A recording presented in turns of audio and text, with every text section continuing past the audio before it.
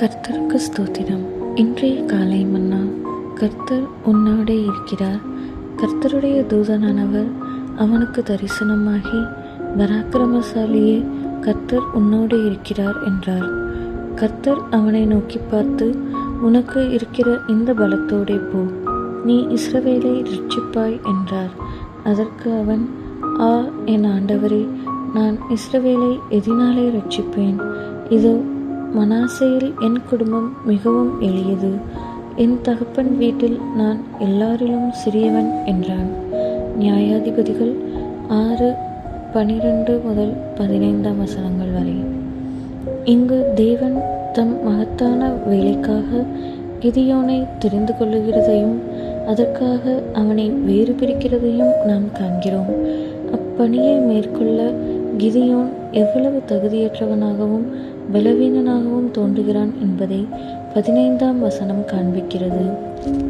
தேவன் ஞானிகளை வெட்கப்படுத்தும்படி உலகத்தில் பைத்தியமானவைகளையும், பலமுள்ளவைகளை வெட்கப்படுத்தும்படி உலகத்தில் பலவீனமானவைகளையும், உள்ளவைகளை அவமாக்கும்படி உலகத்தின் இழிவானவைகளையும், அற்பமாய் எண்ணப்பட்டவைகளையும், இல்லாதவைகளையும் தெரிந்து கொண்டார் என்பது எவ்வளவு உண்மையாய் இருக்கிறது. 1 கொரிந்தியர் 1:27-28 இதை குறித்து நாம் காண்கிறோம்.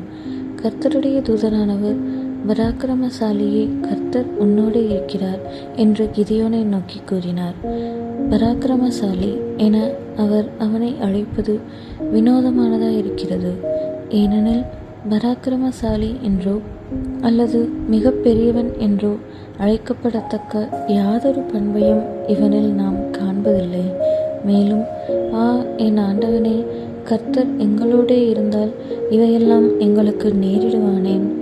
எங்கள் பிதாக்கள் எங்களுக்கு விவரித்து சொன்ன அவருடைய அற்புதங்கள் எல்லாம் எங்கே என்று அவன் கேட்ட கேள்விகள் அவன் நிராசையடைந்த நிலையில் இருந்தான் என்பதை நிரூபிக்கின்றன. இதை குறித்து நியாயாதிபதிகள் 6:13 நாம் வாசிக்கிறோம். இருப்பினும் கிதியோனுடைய சோர்வுற்ற நிலை தேவன் அவனுக்குள்ளும் அவன் மூலமாகவும் கிரியை செய்வதற்கு ஒரு தடையாயிருக்கவில்லை. தேவனின் உயரிய கிருபை கிதியோனை தேவ ஊழியனாக தெரிந்து கொண்டது மட்டுமின்றி அவனை இஸ்ரவேல் ஜனங்களின் தலைவனாகவும் தெரிந்து கொண்டது. இந்த கோழையான, சந்தேகிக்கிற, சோர்வுற்ற மனிதனை கொண்டு தேவன் அக்காலத்தின் மிக பெரியதோர் அற்புதத்தை நடப்பித்தார். கடற்கரை மணலத்தனையாயிருந்த மீதியானியரின் சேனையை கிதியோன் 300 பேரை கொண்டு நொறுக்கி போட்டான். நீ உன்னை குறித்து நம்பிக்கை இழந்து போகாதபடி ஜாக்கிரதையாயிரு. நீ உன்மேல் அல்ல, உன் தேவன் மேலேயே நம்பிக்கை வைக்கும்படி கட்டளையிடப்பட்டிருக்கிறாய் என்று புனித அகஸ்டின் கூறியிருக்கிறார். அருமையான தேவ பிள்ளையே, ஒருவேளை நீ ஒரு கிதியோனாயிருக்கக்கூடும். நீ கவலையும் சந்தேகமும் நிறைந்தவனாயிருக்கக்கூடும். ஆனால் கிதியோனை தெரிந்து கொண்ட தேவன் உன்னுடன் இருக்கிறார். தேவனாகிய கர்த்தர் உனக்காக பெரிய திட்டங்களை வகுத்திருக்கிறார்.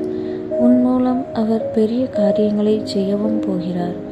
தேவன் உன்னுடனே கூட இருப்பதால் உண்மையாகவே நீ ஒரு பராக்கிரமசாலியாய் இருக்கிறாய். உனக்கு இருக்கிற இந்த பலத்தோடே போ. இந்த பலம் தான் என்ன? அது தேவன் உன்னோடே இருப்பதும், மகிமையின் தேவன் உன்னோடே இருப்பதும், ஜெயத்தின் தேவன் உன்னோடே இருப்பதும் தானே. ஆமென்.